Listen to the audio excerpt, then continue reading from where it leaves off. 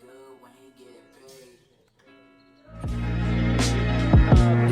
night? Yeah. Great IPA, amazing.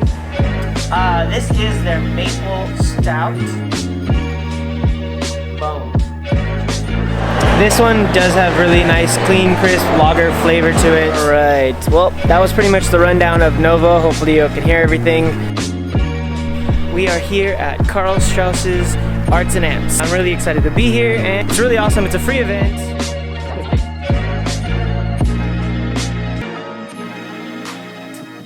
Hey, what's up, y'all? Welcome back to another episode of Movie Mondays, Reviews on Brews, and me, Brandon. So yeah, tonight we have a really cool thing. Got a pretty nice care package from a little bit of the Central Coast via Firestone Walker. So the cool thing is we have the anniversary beer for 2019.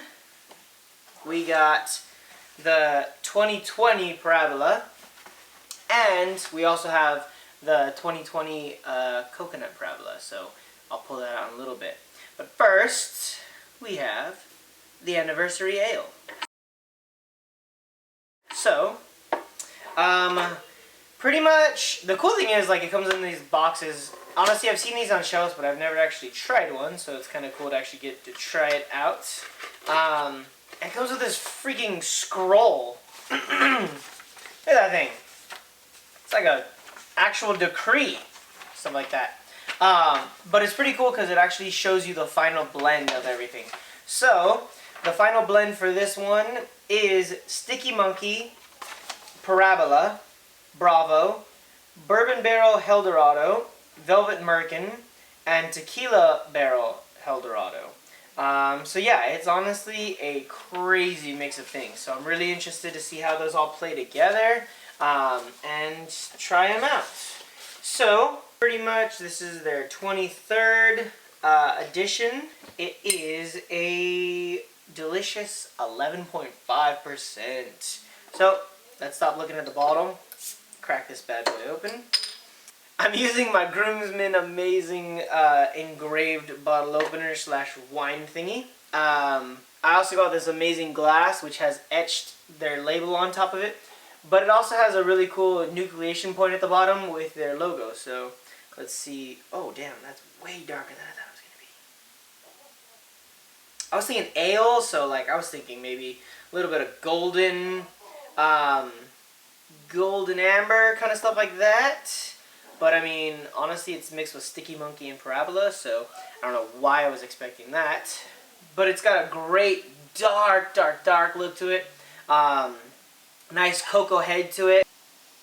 So you get a lot of really nice, a little bit of coconut, some dark chocolate, definitely a lot of dark roasted flavors, or notes I should say.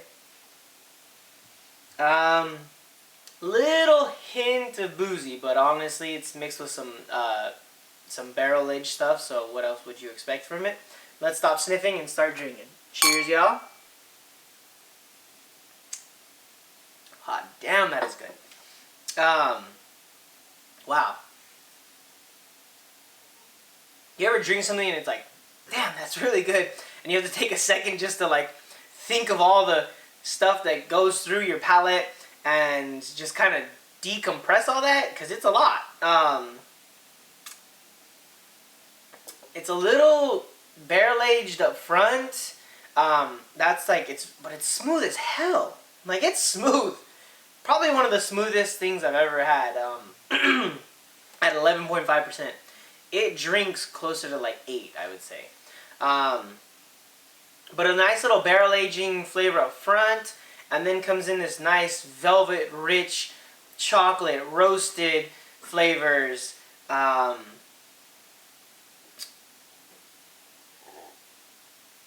hate doing that because I gotta cut all this out.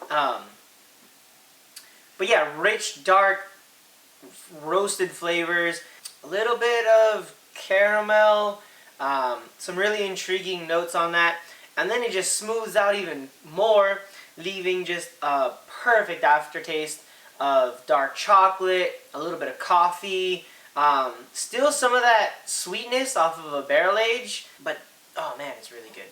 Mark, off screen, try. Just gotta walk around and try this bad boy. Try it. It smells like it. Tastes better. It's really fucking good. You know what it reminds me? If you say the goddamn Golden Stout, North Park, for the love of God, please release the fucking Golden Stout again, or tell me that it's out so I can go get him a damn bottle or something like that. Every time, every beer. Tastes like Golden Stout. Like the fucking IPA. How? It just does. I just do it just to piss you off. Yeah. Honestly, really good brew. It's just, honestly, I can't even describe how smooth it is. If you haven't tried this, I was at Brandywine today. They do have a couple bottles, so if you're in the Chula Vista area and you want to actually see how it goes, go in there, grab a bottle of this. I would say you will not be disappointed. It's really, really good, super smooth. Pretty hefty, so I'm kind of glad I had this after dinner, because if not, you'd definitely be feeling this one. But it's sneaky too, because it doesn't have any of that high heat or anything like that that some of those higher ABV blended or barrel-aged stouts or beers will have. So it's really nice on that part as well, because it's just smooth from start to finish and everything you could want in an amazing beer. So yeah. So I'm going to finish this one up, and then let's go grab the coconut parabola. Let's go.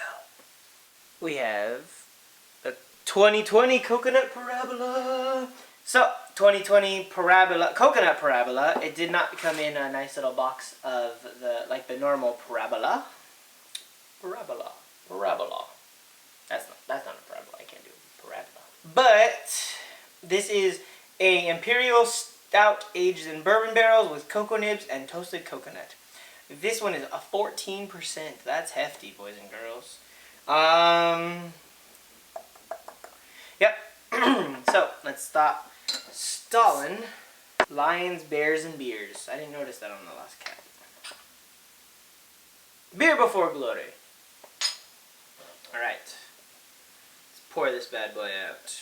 Woo, man. That is dark. Dark and decadent. Decadent is probably the word that I was looking for. Decadent. Is that a new word?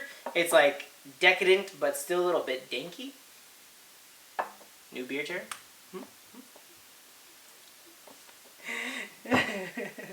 I make myself laugh at least. Alright, so that is even darker than the last one, surprisingly. And the head's even more cocoa-y and nice and dark and just dark.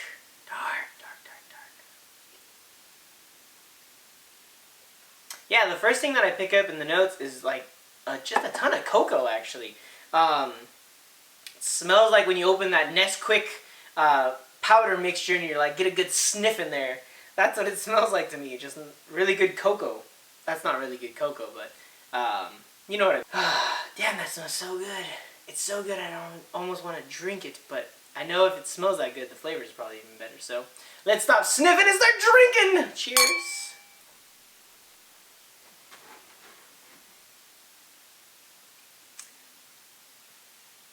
Damn. That has a mouthfeel.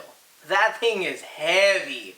Not in the sense of, like, you can taste the alcohol or something like that. It's just like, it's just hefty.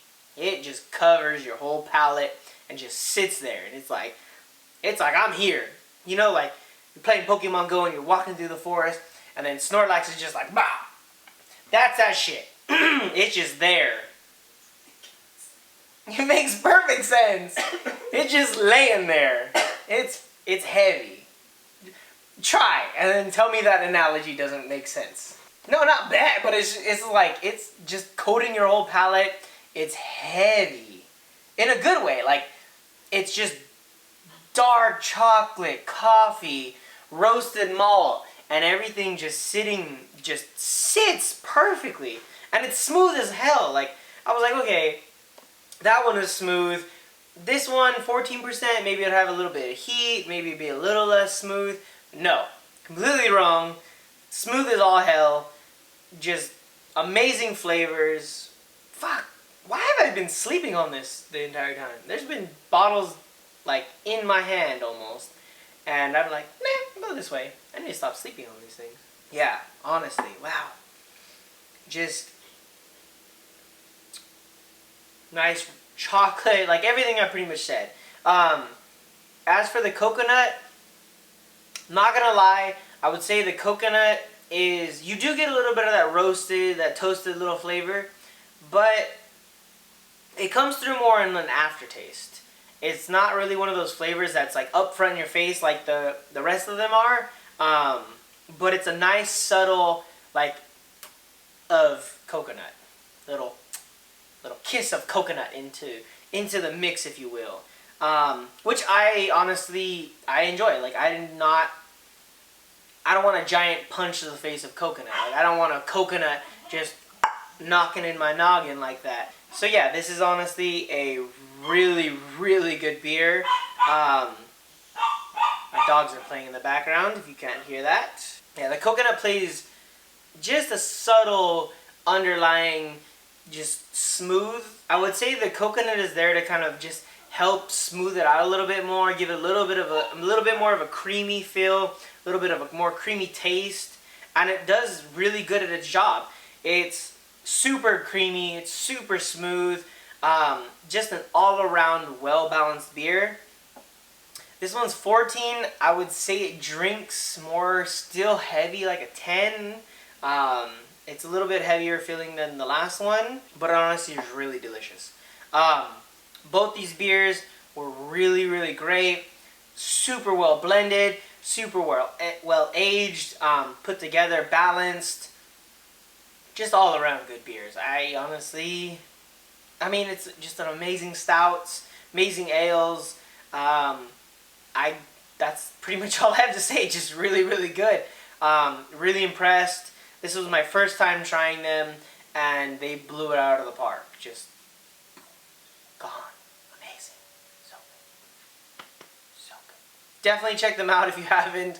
Most of the people watching this are probably like, yeah, dumbass, you're super late to the game. Welcome, finally. But yeah, if you haven't tried these, you were like me, just kind of like, it's always there, never, whatever. Get on it. I suggest you grab one of those bottles from your local shop and give it a try if you haven't yet. For the 20, the regular parabola, I'm thinking about aging it, but I'm usually pretty terrible at that. I tried to age my log cabin from Pure, and I probably got 6 months in it, and I drank it. So, yeah. I don't age very well. I don't age beers very well. I age pretty well, I'd say. So yeah, let me know down below. Should I drink this one, or just straight out age it for as long as I can do it? Let me know. Alright, thanks for watching. Thanks for tuning into this week's Movie Mondays with reviews on brews. I obviously cannot crush these because they were bottles, and that would hurt my hands a lot. So, do me a favor. You do the crushing this time. You crush that subscribe.